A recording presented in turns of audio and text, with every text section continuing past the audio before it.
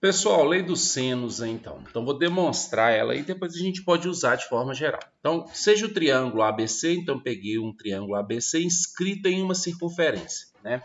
Então, tem aí uma circunferência. E aí, o que a gente percebe aqui, ó? Se traçarmos o diâmetro BD, olha só, de B até D aqui você tem um diâmetro, né?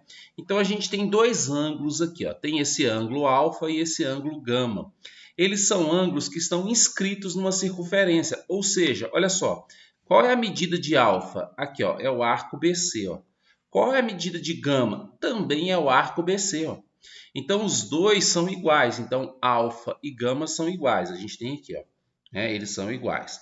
Além disso, o triângulo BCD é um triângulo retângulo, né? Ó, B, aqui, ó, B, C e D é um triângulo retângulo, certo?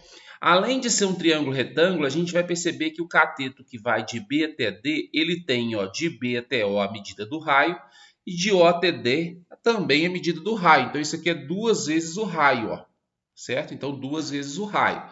Então, olha só o que a gente percebe aqui, ó. Peguei só o triângulo BCD. Aqui embaixo é A, tá aqui A. Aqui é o ângulo gama, tá aqui é gama. Como eu falei, ó, essa distância que é o diâmetro é duas vezes o raio, certo? A gente pode trabalhar aqui seno, né? Seno de gama, pensando no triângulo retângulo, o seno de um ângulo é cateto oposto, que vai ser o A, sobre a hipotenusa, que é o 2R. Tá aqui, ó, certo? Então, a gente tem que o gama e o alfa são iguais. Esses dois triângulos são iguais, ó.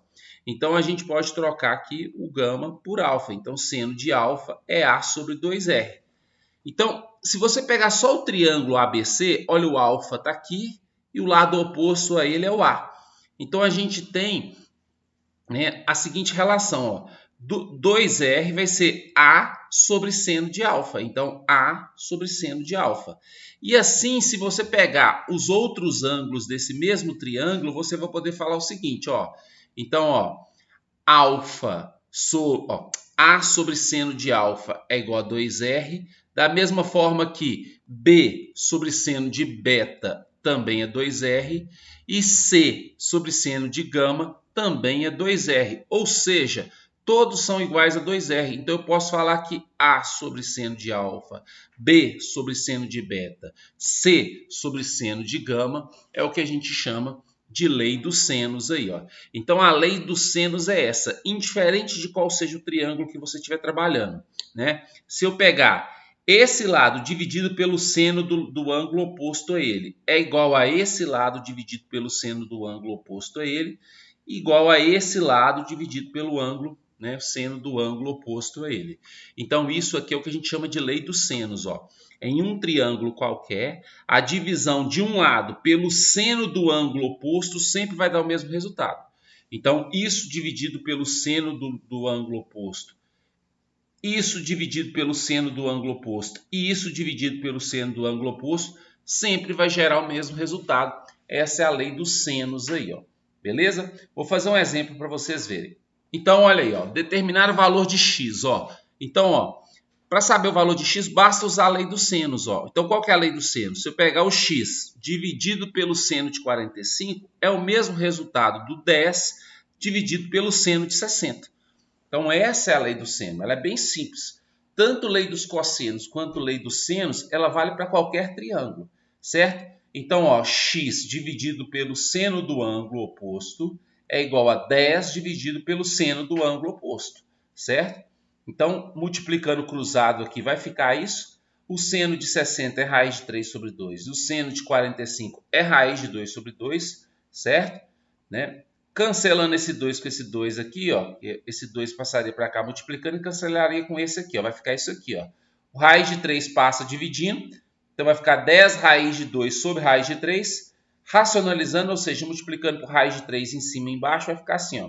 Raiz de 2 vezes raiz de 3 é raiz de 6.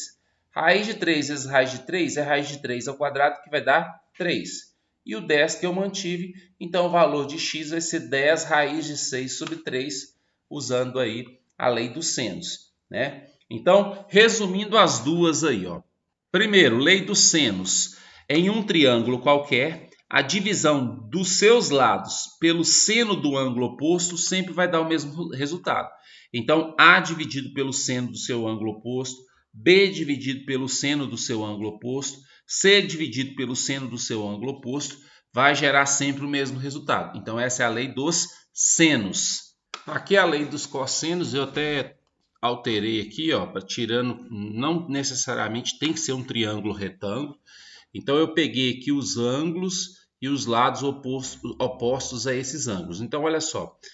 Então, olha, o A ao quadrado, que é esse lado aqui, ó. Então, A ao quadrado vai ser igual a B ao quadrado mais C ao quadrado, menos 2 vezes B vezes C vezes o cosseno desse ângulo aqui, ó, né? Então, esse lado é determinado pelas relações que esses três elementos representam.